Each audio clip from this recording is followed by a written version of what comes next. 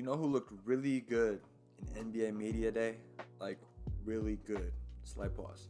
But no, James Harden looked really good. I mean, he even told us when he was asked how many pounds he lost in the offseason, he said 100 pounds. Tweet that. Obviously, that's exaggeration, but no, he looks good. He looks ready to go. He looks healthy. He looks in shape.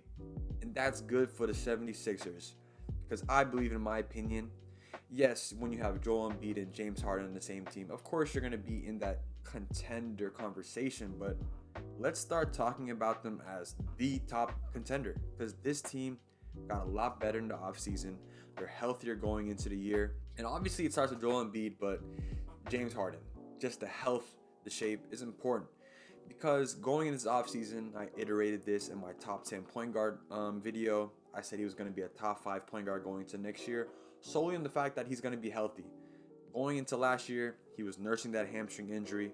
We know that he suffered that with Brooklyn. He really just had to rehab, get healthy, and then play his way into shape. This year is different. If you saw the videos, if you saw the pictures, if you saw Media Day, he looks really good. And then in the year before the hamstring injury, before he was with Brooklyn, when he was with Houston, we saw that he had like a little belly, looked a little bigger. Nothing wrong with that, obviously. But in terms of basketball, you got to be in shape. It's hard to play good when you're working yourself into shape. And that's going to be nice because we know James Harden when he's healthy. We know what he looks like when he's in shape. He's an MVP. He's an MVP candidate. Do I think he'll be an MVP next year? You could make the argument that he's a dark horse MVP. But do I think he's going to be where he was averaging 36, scoring consecutive 30-point games for like 2 months or whatever? I don't think so. Can he get close to that? Maybe. Will he be better? Yes. I think he's going to be a better player next year. He's healthier. He looks good. Plus, he has that half a year under his belt with Joel Embiid. Already, they're a top 2 duo in the league already. You can make the argument that they're the best. I mean, if we look at the numbers, I know people like numbers. In the lineups with those two, the Sixers had a 124.1 offensive rating and outscored opponents by 15.8 points per 100 possessions. Both 99th percentile figures according to Clean the Glass. They're great, both MVP players. If we talk about Joel Embiid, we know Joel Embiid arguably could have been the MVP last year. Gave it to Jokic. I'm not mad at that. Obviously, Jokic had a good year. But yeah, Joel Embiid has been a top 2 player in the MVP the last 2 years, and it might be the year that he's going to get it. Sad to say, it'll probably be one of those MVPs that they're just kind of going to give it to him. Obviously, he's going to play good. Hopefully, he's healthy, but they're just going to give it to him because he was in the conversation the last 2 years. He missed out on it. And it's kind of like with James Harden before, where he was in that conversation and they kind of just gave it to him. Obviously, he earned it, but they kind of just gave it to him. And that's going to be probably the case with Joel Embiid. And then Tyrese Maxey. I love his game. I haven't really talked about it on the channel, but I really do. He's very skilled, hard worker. He might be undersized, but he's athletic. He's fast, and he complements James Harden really well and Joel Embiid. When he broke out last year, he was a top 5 in most improved voting. Rightfully so. But he broke out last year. It was averaging about 17, 18 points around there. And then when James Harden came, I thought his numbers would dip because obviously it's James Harden. He's going to have the ball more. He's going to score more. But his numbers went up. He can shoot the ball, attack. He has a lot in his offensive game, and he's going to continue to grow. I think a big part of Philadelphia, too, is that they're going into this year with stability. And I think that's not talked about enough, especially last year when they had that Ben Simmons drama. You know, they had that cloud over their head. I mean, obviously, I think if you look at the videos, they said they weren't affected by it. But honestly, they were. I mean, they're scrambling to figure out who was going to fill in for Ben Simmons. They had Tyrese Maxey. He exceeded the expectations he was supposed to have. But yeah, they had that cloud of Ben Simmons. Just what are we going to do? Is he going to eventually be a Sixer? Are we going to move him? Who are we going to move him for? And now they're going into this year with stability of who the starting lineup's going to be, who the rotation players are going to be. They don't have any players in the trade block, you know. And I think that's going to be really big going into this year with stability. And then if we just talk about what they did this offseason, they arguably had the best offseason. I mean, yes, you can say Boston. They added Malcolm Brogdon, championship team, added another good player. But if it's not them at number 1, they're number 2, because they had really good pickups, and they addressed needs that they needed. I mean, going into this offseason, Daryl Morey said they needed some 3D players, and they got that. PJ Tucker, we know what he can do. He's tough. He's a locker room guy. Hold players accountable. Can hit the corner three. We know what he does defensively. He has that toughness. He makes an impact everywhere he goes. He helped the Bucks get over the hump to win a championship. Helped Miami when they were coming from that 5th seed the year before. They went back to the 1 seed. I mean, they were a championship team before, but PJ Tucker helped them. And now he's going to Philly. That's James Harden's guy. He's played with him before. He's going to be really good for this team. And then they also got D'Anthony Melton.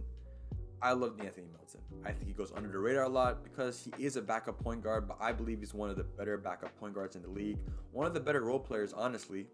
He averaged around 9 to 10 points the last 2 years.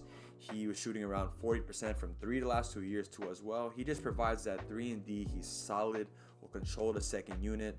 I saw a stat where he was like a league leader in deflections too as well, so he can definitely hold his own on the defensive end. Known as a 3-and-D point guard, and he's going to be very solid for this team. Very underrated pickup for them. Then Montrezl Harrell, 6th man of the year before. Obviously, I don't think he'll be back at that 6th man of the year at his peak, but he's going to add scoring off the bench, which they definitely need. I mean, he has putbacks, gives you energy, rebounds, has some offensive game. He'll give you maybe 10 to 15 points a night. Very solid, especially for this team that didn't really have that offensive punch off the bench last year. I think that's what they really addressed was they needed to be deeper, and that's what they did this year. Last year, coming off the bench, they had Korkmaz, Thibault. I mean, Korkmaz, he's a solid shooter, but he's inconsistent. Thibault, he's like always in the conversation as one of the best perimeter defenders in the league, but offensively, he's negative. He doesn't really provide anything for you offensively. I want to see him as a 3-and-D player, but we haven't seen it yet. Solid defensively, like I said, but offensively, it doesn't really cut it. You know, they obviously had Shake Milton. I thought he would eventually get into the 6th man of the year conversations, be like a Lou Will, Dennis Schroeder. Hasn't got there yet. Georges Niang, solid player too as well. But yeah, this bench is deeper. Like I said, they had Montrezl Harrell, and they also added Danuel House, another solid 3-and-D player. I was actually surprised when I saw, but he was shooting like 40% from 3 the year before. But yeah, he plays defense. He can be a threat. They also have Tobias Harris. There's a stigma around him that he's overpaid, which arguably he is. But I mean, that was the market value. You got the extension for that. But I definitely think he can have that like Andrew Wiggins year. I mean, before Andrew Wiggins, the one we know now as a champion, before that, there was stigma, there was the talk of him being overrated, him being overpaid. But he definitely played up to the expectations of him last year, played better. And I think Tobias Harris can be like that. He's definitely going to be like a 4th option for this team. And if Tobias Harris is your 4th option, that's not bad. Because that could be a championship team. This is a guy who can give you 15 to 20 points. He can play solid defense. He's going from the 4 back to the 3. Obviously with PJ Tucker, probably going to be the 4. He's going to go back to the 3. He plays solid defense already. He's going to play against guys his size, his height. He's strong. 3-and-D. He definitely can have a good year this year. But yeah, with Philly, I definitely feel like we should talk about them more as a top contender in this league because obviously the East is very deep this year. But if we assume, and obviously we always say this is if someone's healthy, but let's say it again. If someone's healthy, if this team's healthy, they can do big things. James Harden's coming into this year healthier. Joel Embiid's coming here with a chip. You know, he feels like he should have won MVP. Rightfully so. You can make the argument that he should have won MVP. You got Tyrese Maxey, who's going to continue growing his game. We hear great things about his work ethic.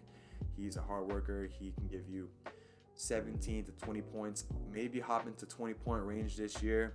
And he's definitely complements James Harden's game. I know there might be questions around defense with those two of James Harden, Tyrese Maxey. They're definitely going to be attacked, but I mean, I feel like they can overcome those shortcomings. They can overcome that with the defensive presence they have in the front court. Tobias Harris, PJ Tucker, Joel Embiid, very good defenders. You know, it's going to be very fun. I definitely think the Sixers can be the top of the East and top of the league. It's just about a question of health. But yeah, if you enjoyed this episode, please leave a like, subscribe. It will really help the channel grow. I'm having fun just talking about it. Man, I'm so excited for the season to come. But that will be it for this one. See you guys in the next one. Peace.